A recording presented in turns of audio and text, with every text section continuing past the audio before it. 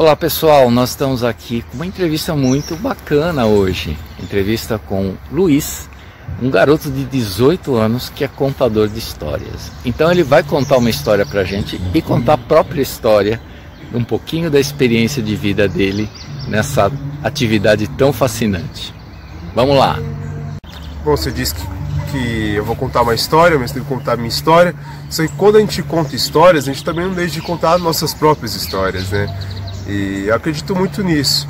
A minha família é mineira, né? Por parte da minha mãe, a mãe da minha mãe é mineira, mas o pai da minha mãe é baiano. Então é uma grande misturada. E eu sempre fiquei ali naquele canto, né, dos meus avós, ouvindo as histórias deles, vendo aqueles contrastes, né? Minha avó é uma caipira mineira e meu avô ele é um interiorzão mais baiano. E aí você vê a diferença entre as dificuldades do mineiro e as dificuldades do baiano. Entre as histórias do mineiro, são histórias um pouco mais doces, são um pouco mais... Ao se tratar da dor, eles têm mais uma calmaria. Agora, quando se trata do nordestino, as histórias deles são mais pesadas, já são mais tensas. A seca é um pouco mais densa lá no Nordeste, mas as histórias também são muito mais fortes. E não tem mais aquela leveza, aquela tranquilidade. Então eu vivi sempre naquele contraste daquelas histórias que eu sempre ouvi. E nesse ambiente eu acabei desenvolvendo muito dessas histórias, esses causos, e que hoje me forma, né? Me forma como pessoa. Foi lá que eu aprendi meus valores, a minha cultura, tudo que eu tive foi repassado dessas histórias que eu ouvi na casa de meu avô. E a história que eu vou contar hoje eu contei ano passado aqui, que foi a primeira vez que eu decidi abrir para contar essas histórias de minha família, que eu sempre ouvi, né? Até porque que egoísmo seria meu de deixar isso guardado só para mim, né? A minha avó, ela tem um costume muito peculiar de contar histórias, mas apenas com requisito. Você não pode chegar para minha avó e pedir para ela: ô vó, conta uma história, né? Se você fizer isso, ela vai abrir um sorriso e vai dizer: era uma vez um gato xadrez, você conte outra vez, vai embora. E aí ela não contava história, não queria contar, mas tem um tempo específico que ela sempre vai contar uma historinha, que é quando ela tá comendo uma coxa de frango. A coxa de frango é a chave mágica para ela contar uma história. Então toda vez que eu vi ela sentadinha ali, comendo uma coxa de frango, eu sabia que se eu sentasse ali quietinho, uma hora ela ia contar uma história. E ela come a coxa de frango de uma maneira muito mágica, né? Ela come a coxa de frango, ela chupa o osso, depois ela pega ketchup e passa ketchup na coxa, e depois ela chupa o sachê de ketchup só porque encostou na coxa de frango. E aí demorava muito tempo para comer essa coxa, e ela me soltava um monte de história. E uma vez aí nessas tardes de coxa de frango, ela abriu ali a geladeira e pegou uma cerveja preta, né? Abriu. Aí eu já fui lá, né? Ô vó, que isso, né? Seu coração, né? Não toma cerveja preta, dá uma calmaria. Olhou assim pra mim meio despreocupado e disse: eu vou tomar minha cervejinha assim. Tava lá aí na geladeira há um tempão, eu tô querendo fazer uma limpeza na geladeira, jogar umas coisas fora, e eu vou beber só pra não desperdiçar. Aí eu aceitei essa desculpa aí, e ela me disse assim: sabe, essa coisa aí de não desperdiçar me lembra uma história de muito tempo. E aí ela começou a contar a história de quando ela estava no convento. Minha avó, ela foi do convento. Ela fugiu, né, das dificuldades, entrou dentro de um convento. Só que ela teve o azar, uma sorte, de entrar no convento com a maior ordem mais difícil. Até o exército teme aquele convento, que é a ordem beneditina. Lá é muito rigoroso, é sempre muito pesado. E a madre daquele convento não era senão a prima do próprio papa da época. Então ela sempre passou muita dificuldade com rigor, com tudo que ela tinha que cumprir. E ali naquele lugar, sempre tinha um lema muito importante, que era o de não desperdiçar comida. E essa madre, que ela era prima do papa, ela foi fazer uma viagem para visitar o seu primo. E ela deixou como recomendação uma freira para ficar tomando lugar como uma padre substituta por um tempo. O nome dela era Teresa.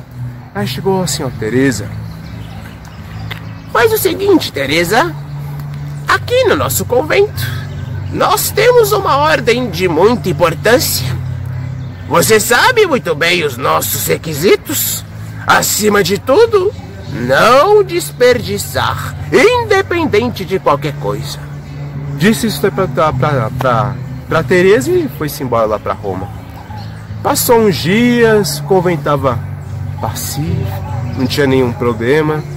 Até que de repente eles chegaram a receber um carregamento gigante, porque o convento recebe muito carregamento de doação para se manter. E aí eles receberam um carregamento de uma bebida estranha, né? Receberam ali, não sabia o que era, mas era um caminhão misterioso, não tinha nome nem nada.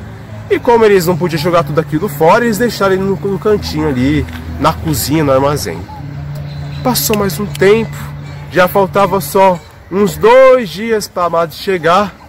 E a Tereza estava preocupada com aqueles barril ali. Ué, eu vou deixar aqueles barril ali, vai que eles estragam. Vai que não sei que aquilo ali, né? Foi lá, pegou assim. Era uma coisa forte, nunca tinha visto aquilo ali. E não sabia se estragava cedo, se estragava muito tarde. E tava com muito medo de tudo estragar. Era a hora do almoço. E aí as feiras tudo ali olhando, observando assim, né? Tudo curioso, que era aquele barril ali. Chegou ali minha avó e outra amiga ali com ela. E ela chegou, ô Dona Lina, né? Que é o nome de minha avó. Ô Dona Lina, eu não sei o que eu faço com esse líquido aqui.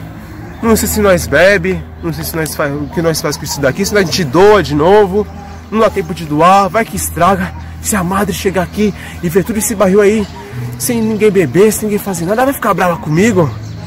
Aí minha avó foi lá, pegou, tirou, forte, hein? Deu um gole, mais forte. Bom, não vamos desperdiçar. E aí começou uma bebedeira, as freiras tudo lá começaram a pegar os copos, beber aquele líquido misterioso que a gente já sabe muito bem o que é, né? E elas beberam, e daí a pouco já começaram as risadas, né? Aí os conventos sempre tem um horário certinho, mas ali passou o tempo, elas beberam aquela bebedeira, e sempre aquele papo, não, é pra não desperdiçar, é tudo pra não desperdiçar. Já tinha se passado 1, 2, 3 horas que eu tava ali, com os barril tudo cheio ainda, e tava lá pra não desperdiçar. Quando aí que deu o horário das orações. Já tinha passado há muito tempo, né? Mas elas decidiram que tinha que cumprir o horário, né? E foram lá, exato. Fizeram a fila, né? Foram lá, fazer a fila. Foram lá, tentando fazer, né? Andaram de lado, andaram do outro. Tentaram ali fazer a filinha, mas não dava muito certo. Chegaram ali na frente da capela. E ali na frente, a Tereza teve um vislumbre. Quando ela olhou à frente da capela, ela não acreditou no que ela viu. No momento, ela só pôde se ajoelhar e ouvir a voz de nada mais, nada menos do que o padroeiro ali do convento, São Benedito. Tereza! Tereza, Tereza! Não se esqueça do lema de nosso convento. A carne e o pão não irás desperdiçar. Tereza estava diante do próprio santo daquele convento, mas na bebedeira não tinha visto que se tratava só de uma imagem de tamanho real que estava na frente da capela. Tereza vendo aquilo ali, não deu outra, né? Tá, se o santo falou, vamos voltar para não fazer a oração, não vamos desperdiçar. E voltaram a esperar tudo na bebedeira, tomaram tudo. Só que elas não imaginaram o negócio. A Madre, que era para voltar no dia 2 seguintes, voltou mais cedo. Chegou a Madre, olhando tudo aquelas feiras deitadas, com os copos na mão. Não deu outro. Mas o que é isso? Eu saio daqui com um lugar santo e volto com um lugar profano. Tereza! Mas que absurdo esse daqui! Ai, Madre, a gente recebeu os barris, a gente não sabia o que fazer.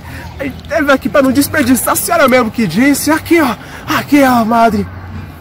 A Madre pegou o copo que a Tereza ofereceu, olhou.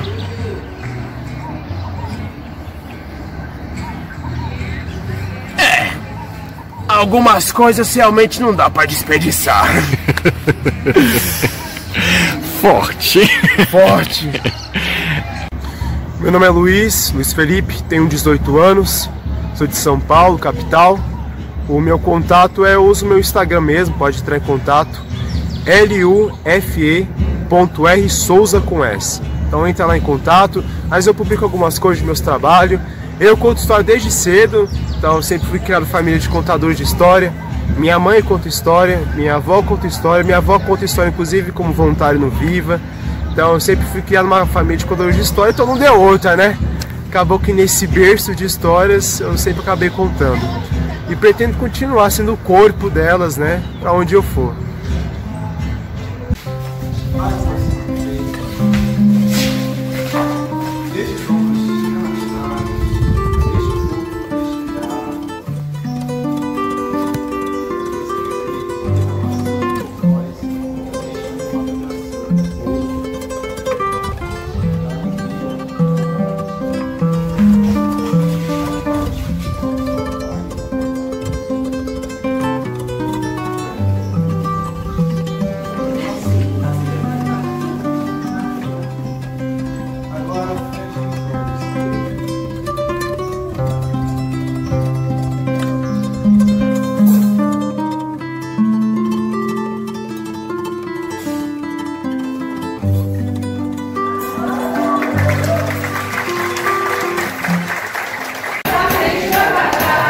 Uma onda, eu ouvi mais forte.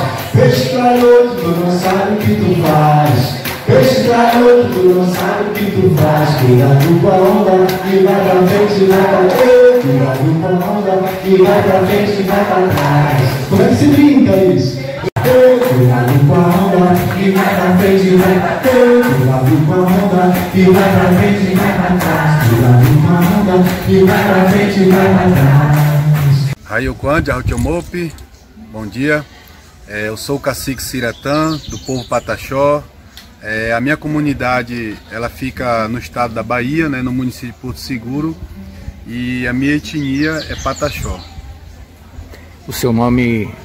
O meu nome indígena, né, é Siratã. Siratã quer dizer filho de Deus, na tradução.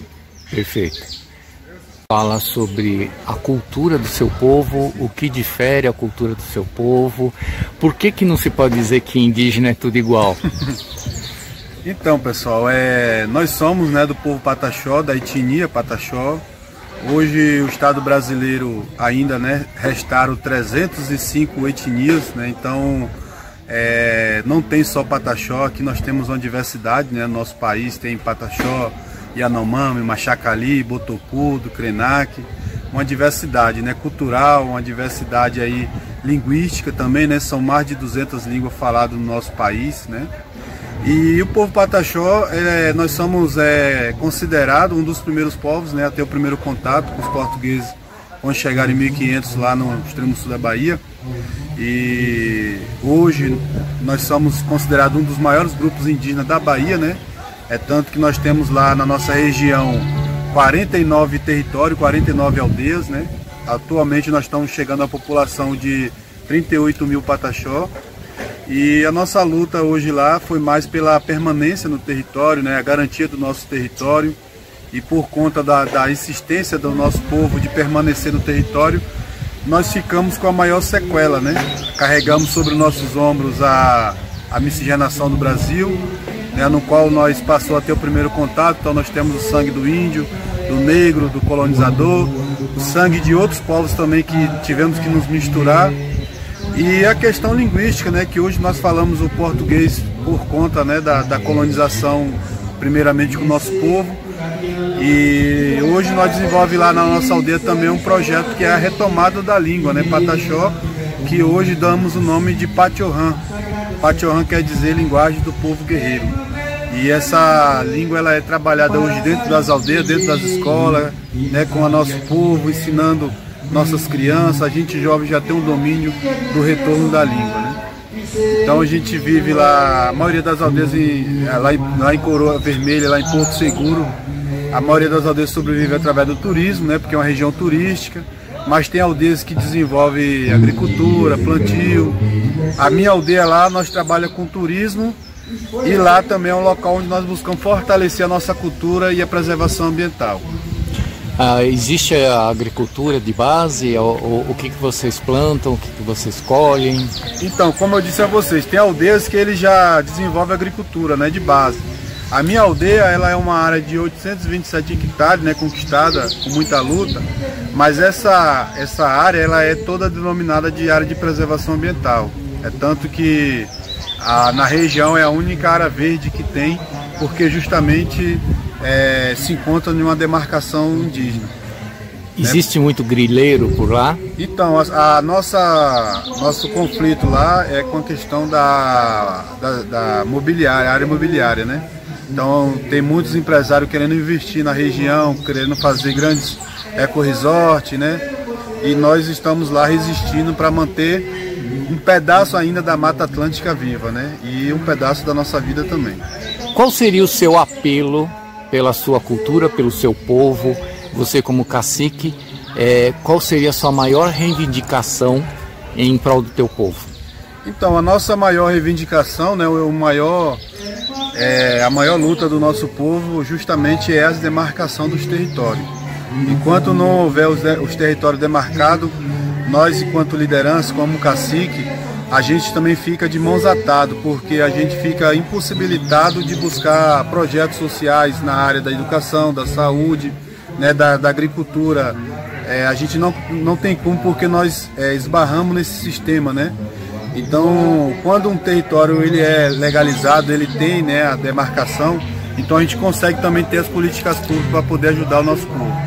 Perfeito. Você exerce ou já exerceu algum cargo político, público?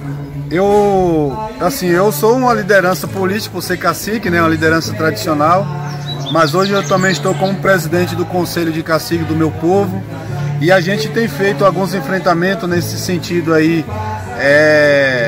de estar dentro da política também, não como só estar, né, mas também participar e tentar levar essas políticas para dentro da aldeia, né? Então hoje a gente consegue dialogar juntamente com o município, com o estado, né, com o governo federal, governo estadual, e aí a nossa cobrança quanto liderança é justamente para que nossos povos indígenas possam ser atendidos da melhor forma possível.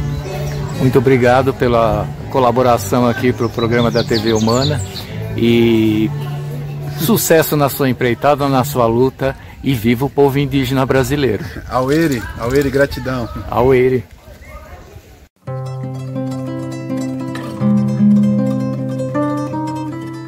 Olá, bom dia. Eu sou Yali Feitosa. Eu sou de Garanhuns, Pernambuco, lá do Agreste, numa cidade que, pasmem vocês, faz muito frio e tem até um festival de inverno. Eu sou contadora de histórias e mediadora de leitura, mãe, filha, neta, espero que avó um dia. Eu estou hoje aqui em Brasília, né, na comemoração do Dia Internacional dos Contadores de Histórias, um evento promovido pela Associação Amigos das Histórias, e a gente vai conversar um pouquinho hoje na TV Humana. Bem, eu comecei a contar histórias primeiro, eu venho de uma família de contadores de histórias, então a gente cresceu reunido, contando histórias que aconteceram de verdade na vida da minha família, mas também histórias que aconteceram em outros tempos, em outros territórios e que eu acredito que também tenham acontecido parecido com a verdade. Eu comecei a contar histórias para promover os livros da biblioteca da minha família. Minha família tem uma biblioteca que hoje é comunitária, que chama Biblioteca Casa da Gente. E a ideia era contar as histórias dos livros para que as crianças, os adolescentes e a comunidade se interessasse por aquele livro. Eu não sabia que existia uma profissão, existia tanto estudo, tanto movimento, que era uma coisa assim avassaladora como é o mundo dos contos. Depois, meu esposo e eu, que é diretor de teatro também, descobrimos esse mundo, né? Enveredamos, começamos a estudar e contação de história parece que ela vai entrando em você e é seu respiro, é o oxigênio que segue no seu corpo. Daqui a pouco você não consegue mais ficar sem estudar, sem conhecer os contos, sem estar junto das pessoas, olhando elas, ouvindo elas.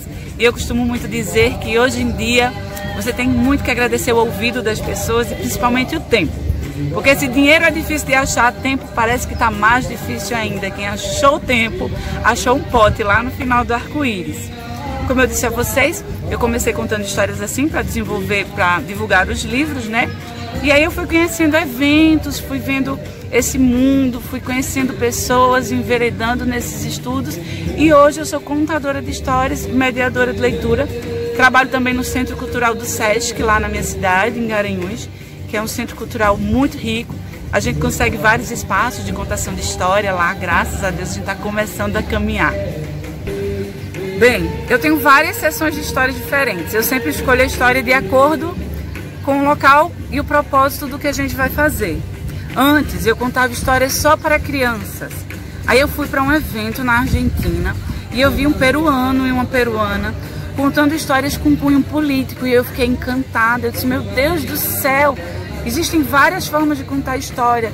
Então eu tenho sessões de contação de histórias que eu trabalho com mulheres que são vítimas de violência, também histórias que são para crianças, então eu tenho sessões que são para divertir, para deleite, para divulgação, mas também são histórias que são para interiorizar-se, conhecer-se, todas para melhorar o mundo sempre. Mas também tenho muitas sessões de histórias políticas, histórias que eu acredito que as pessoas precisam ouvir para pensar.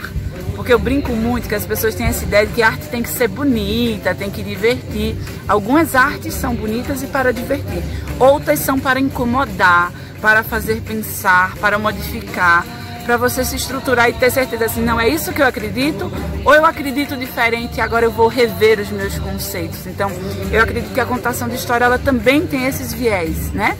Ela pode ser para encantar, para deleite, para pensar, para se melhorar, mas também pode ser para modificar o mundo politicamente, para fazer as pessoas perceberem que existe falta de acessos, que existe coisas para serem mudadas, melhoradas ou adquiridas e modificadas mesmo, assim, para que a gente consiga voltar a ser humano, já que contar histórias, acredito eu que é isso, é o voltar a ser humano. Eu conto uma história em português, pessoas que não entendem nenhuma palavra conseguem se emocionar com o que eu conto. Como eu escuto histórias em outra língua que eu não entendo, mas eu consigo me emocionar, que é o poder da arte, né? Falar direto com o ser humano, mesmo que você não domine determinadas técnicas, mas você compreende lá na sua humanidade.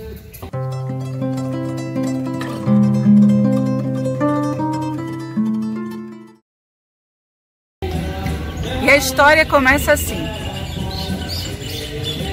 Era uma vez, há muitos e muitos e muitos e muitos anos atrás, numa época que a nossa memória nem alcança. Dizem que as pessoas dessa época, quando queriam falar com Deus, elas iam para a mata, juntavam lenha, faziam uma fogueira muito alta, acendiam fogo e contavam histórias. Dizem ainda que nessa época Deus deixava tudo o que estava fazendo e vinha olhar. E aí as pessoas conseguiam encontrar e conversar com Deus. O tempo foi passando, as pessoas foram deixando de se encontrar, foram perdendo o costume de fazer fogueiras, sentar ao redor e foram perdendo o costume até de contar histórias. Pois acreditem, depois de muito tempo, muito tempo em que essas histórias já estavam até esquecidas, uma pessoa ouviu alguém comentar sobre esse feito. E essa pessoa percebeu que o mundo tinha um vazio de conversas, tinha um vazio de Deus. E aí ela pensou, vou na mata. Essa pessoa foi na mata, juntou muita lenha, fez uma fogueira, tocou fogo e disse assim: Senhor, eu não sei falar as palavras que os antigos falavam. Eu não sei contar as mesmas histórias que eles contavam. Mas eu vou contar as histórias que eu sei. Nesse momento, ele começou a contar as suas histórias. As histórias que estavam no seu corpo, que tinham vindo de outras vozes. Dizem ainda que nesse exato momento, Deus, que havia esquecido o que acontecia antigamente, percebeu o que acontecia agora, deixou tudo o que estava fazendo e veio ouvir as histórias. Dizem que onde houver uma fogueira e uma pessoa contando histórias, Deus estará ali presente, ouvindo e apreciando.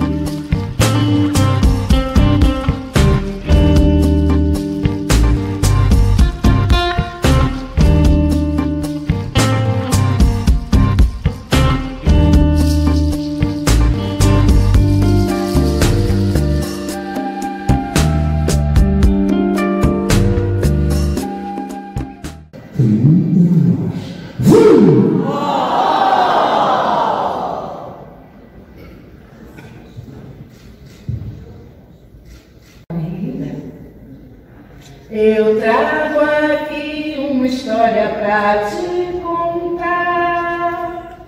Preste atenção, a magia vai começar. Era uma vez muito longe daqui, a porta da imaginação vou abrir. Escuta então, a história vai começar. Com o coração, venha, venha me escutar. Há 3 dias eu retorno. O arquiteto juntou daquela maneira e, ao invés de construir a cerca, ele decidiu construir uma ponte que juntava um lado ao outro do riacho. No 3º dia, o irmão mais velho chegou, já avistou aquela ponte.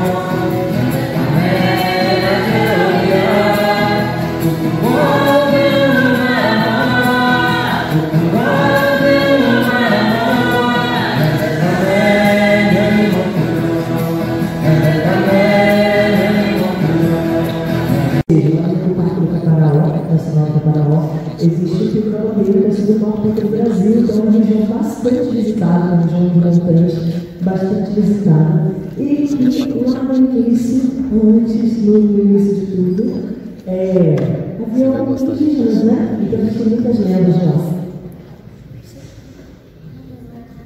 Aqui a gente pensou também em contar a história, oficial. São esses caras da gente. Eu gosto de pegadinha. E aí, todo mundo fala Caparaó, né? Diante é Caparaó em São Paulo, mas o nosso Caparaó não. Aí tem uma lenda também, que é de lá da nossa região Caparaó. Por que se chama Caparaó, né? Porque há muito tempo atrás, eu tinha um fazendeiro por lá que tinha muita terra, ele tinha muito dinheiro, ele era muito rico, ele comprava o que queria comprar, né? No passado, vocês não estavam aqui, mas eu contei uma história de minha avó, né, que é um caso dela. E ela se casou com meu avô, que é um baiano. Ela é mineira, então sempre fica aí com os casos baianos e os casos mineiros. Os baianos são um pouco mais secos, né? Tem mais dificuldade. E os mineiros são um pouco mais leves, mas também não pode dar os problemas. Mas o meu avô sempre gostou de casos mineiros, nesse caso com minha avó. E ele acabou de completar essa semana 90 anos. E o segredo que ele sempre me diz para ficar bem, saúde, é comer mandioca, batata doce e farinha. E aí isso daí me lembrou de um caso que eu assisti com ele, no programa do Rolando Convite no Brasil, que se chama de um programa do PRK30, vocês estão conhecem, que é um programa de rádio, né? Na época de 40, 60. E era um programa chamado Desafio. Quanto tempo? Aí chamavam os idosos, né?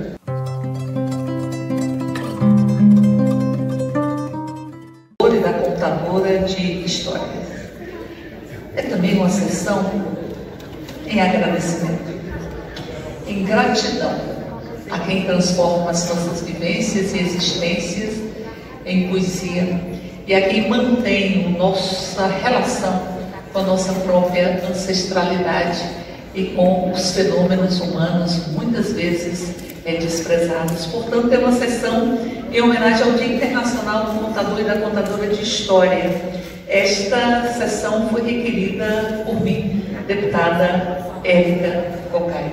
E eu passo então a chamar os membros, as pessoas que comporão a nossa mesa.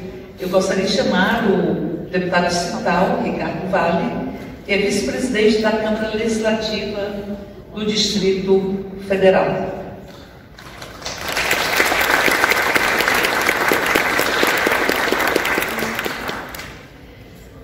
Chamar a senhora Shirley Maria de Souza Almeida Santos, Shirley Pancará, que é coordenadora geral de promoção políticas culturais. Chamar o senhor Felipe Ramon, que é secretário do Patrimônio Cultural, e aqui representa a Secretaria de Estado da Cultura e Economia Criativa do Distrito Federal. Convido ainda para compor a mesa o senhor William Reis, que é presidente da Associação Amigos das Histórias.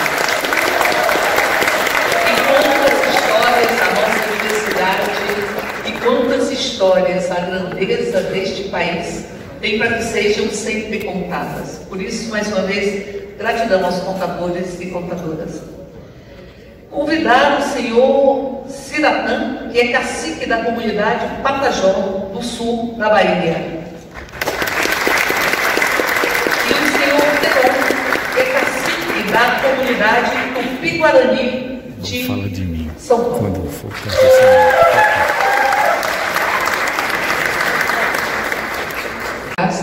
tem aprovado esta sessão solene em homenagem a cada contador, a cada contadora de história. E conta com pouco, não é? Mas conta também com o que aprendeu e vai ensinando, desse correr do aprender e ensinar, construindo a boniteza da vida, essa que foi falada por Paulo Freire, essa que foi falada da boniteza da vida, da amorosidade, da beleza, de ir puxando os fiapos de uma história que, em grande medida, uma lógica eurocêntrica tentou eliminar, mas que a gente vai puxando os fiapos que estão muitas vezes sob os escombros de tantas desigualdades e de tantas discriminações, e que a gente vai contando história, e fazendo história, e fazendo história. Sobre o ponto.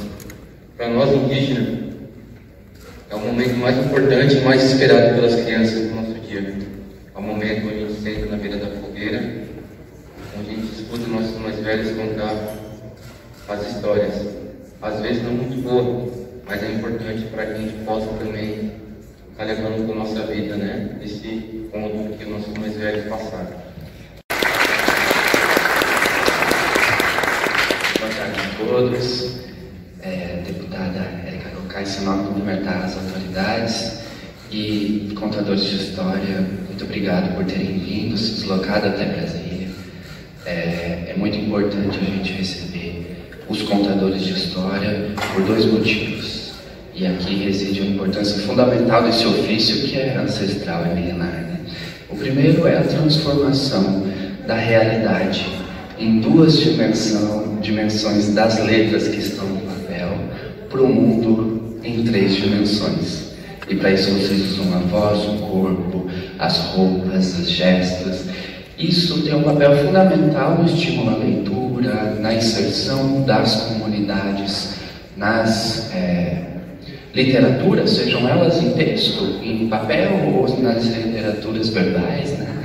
O Ciratã, que é cacique da comunidade Pataxó, no sul da Bahia. E depois vamos escutar o depoimento do Egídio.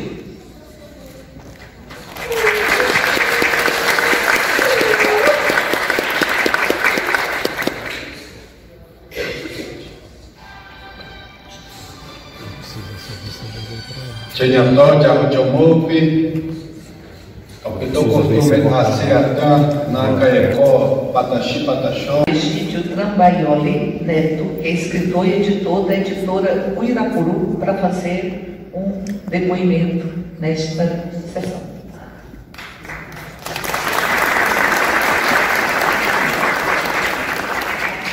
Boa tarde a todos, é uma grande honra estar aqui. Eu sou escritor, eu tenho mais de 720 obras publicadas, inclusive no exterior, E então eu posso dizer, eu sou um contador de história com muito orgulho e fiz disto a minha vida e tenho trabalhado muito para poder levar histórias de vários povos e várias culturas. Afinal, nosso país ele tem um arco-íris de cores de pele. É uma beleza ímpar, onde a cultura de todos os povos interage e permite que a gente construa histórias. Então vou contar uma pequenina história para vocês, para celebrar, porque afinal de contas, como é que a gente comemora o dia de vocês? Contando histórias. E eu vou contar a história de um garoto que não enxergava e ele um dia mudou para uma cidade onde havia um garoto branco de origem europeia, se aproximou e fez amizade com ele na praça e descobriu que no dia seguinte o garoto que não enxergava ia estudar na mesma escola que ele. E ele rapidamente se prontificou a ensinar onde ficava o banheiro, onde ficava a quadra, a cantina, a sala de aula do garoto. Combinado o fato, no dia seguinte o garoto branco atrasa. Aí, quando ele chega desesperado, ele fala assim: mil perdões, na hora do intervalo eu vou explicar para você onde é que fica a sua sala de aula. Onde fica os outros lugares, eu te levo até a sua sala de aula. Ele, não precisa, o que quer, me mostrou onde que fica. Aí o garoto fala assim: que quer? Sim, o que quer? Mas o que quer é negro. Aí o menino que não enxerga falou: negro? O que é negro? É a cor dele. Cor? O que é cor? Ele é escuro. Escuro? O que é escuro? Ele é diferente. Mas eu também sou diferente. Aí toca o sinal, o garoto vai para a sala de aula todo reflexivo, enquanto o menino que não enxerga ficou na sala de aula do que quer, teve a amizade fortalecida e na saída, quando eles iam embora, o menino branco estava esperando todo acanhadinho os outros dois. Aí ele fala assim: você vai para casa? Vou. Posso ir com vocês? Pode. Aí o menininho negro que quer fala assim: esqueci meu boneco, vou correndo pegar na sala de aula. Aí ele correu para a sala de aula, aí o menininho branco chega para o menininho que não enxergava e fala assim: eu queria te agradecer. Ele: por quê? Porque mesmo não enxergando, você me ensinou a ver. Obrigado.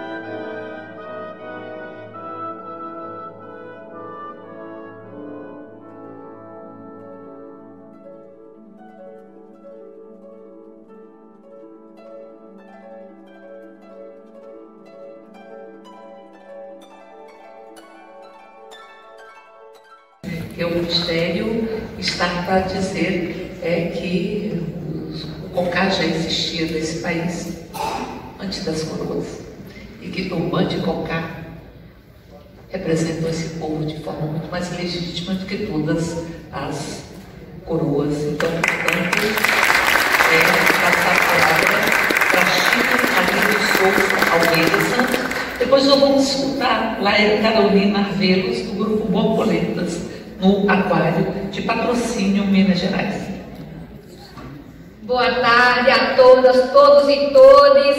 Gratidão por estar aqui junto a vocês nesse dia tão importante que celebra o Dia Internacional do Contador de História.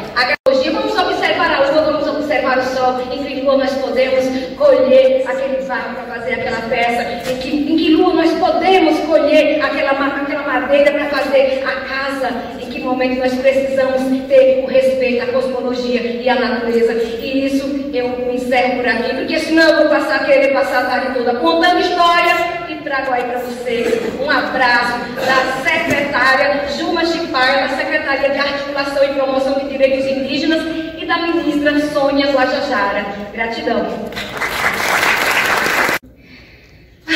Eu sempre quis ser passarinho. meu olhar buscava o azul do desimportante em busca de rima. Eu me lembro que quando pequena, eu sempre me sentia um pouco diferente com meu caderninho, gostava dos sons da natureza, dos livros e da leveza. Eu me lembro que por causa disso as pessoas me olhavam estranho. Ela pegou ele nesse susto de hesitação e começou a contar uma história para ele. Sem perceber, a mão dele foi baixando lentamente, ele puxou a cadeira, se sentou, jantou e o resto do dia seguiu. No outro dia aconteceu a mesma coisa, ele chegou em casa, colocou a ferramenta no canto da sala, passou o olho na casa, levantou a mão e dessa vez ela não precisou gritar, ela só começou a contar a história. Estou muito agradecido. Há algum tempo cheguei, recebi convite da Amigos das Histórias. Minha mãe sempre dijo: persigue tus sueños, busca, corre, anda tras ellos. Agradezco, Amigos das Histórias, porque esse sonho meu está cumplido, sigue cumpliendo. Ese sueño era encontrar también un paraíso. Ese paraíso que he encontrado en todos ustedes, mis amigos de las historias. Agradecer o Rio. Cadê a Maristela? Tá aí? Não vi a Maristela ainda. Tá lá a Maristela. Como eu falei, é um momento de muita felicidade, porque a gente tem trabalhado aqui no Distrito Federal em defesa da cultura, em defesa dos contadores e contadoras de história, em defesa da educação nessa cidade. E a deputada Érica tem sido assim uma parlamentar que nos orgulha muito, que abraça todas as causas e sobretudo a cultura do nosso país e aqui do Distrito Federal. E é por isso que eu estou muito feliz. O rodeio indígena é um tipo de festa, né? Então todos estavam felizes esperando que dia que ia chegar, não sabiam o sexo da criança, né? E não é que belo dia a mulher começou a sentir as dores do parto. Para dentro do nosso encontro. E o que são essas vivências? Eles vivem em comunidade, eles se protegem, eles contam histórias um para o outro, eles se preocupam uns com os outros, eles olham uns para os outros. Se estão doentes, se tem alguém doente, eles cuidam uns dos outros. E a gente precisa fazer isso nas nossas comunidades. Se essa rua fosse minha, eu mandava brilhar com pedrinhas de brilhantes para o meu amor passar. Há centenas de anos atrás existia um homem que era um líder. Ele era respeitado, ele tinha poderes para poder ajudar, conhecia ervas, era como um pajé. Ele não sabia ler nem escrever. E todos os anos, nessa época, nesse tempo de março, ele reunia as pessoas de diversos lugares.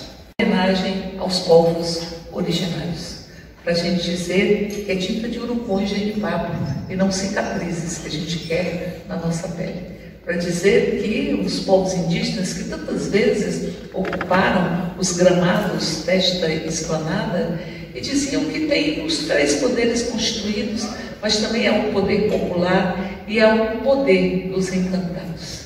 E aqui nós escutamos que é preciso que a gente se prepare para poder adentrar a própria mata, para que a gente possa adentrar as águas, adentrar as matas, adentrar com respeito para essa imensa e mágica trama de vida. Por isso, a contação de história muda a vida.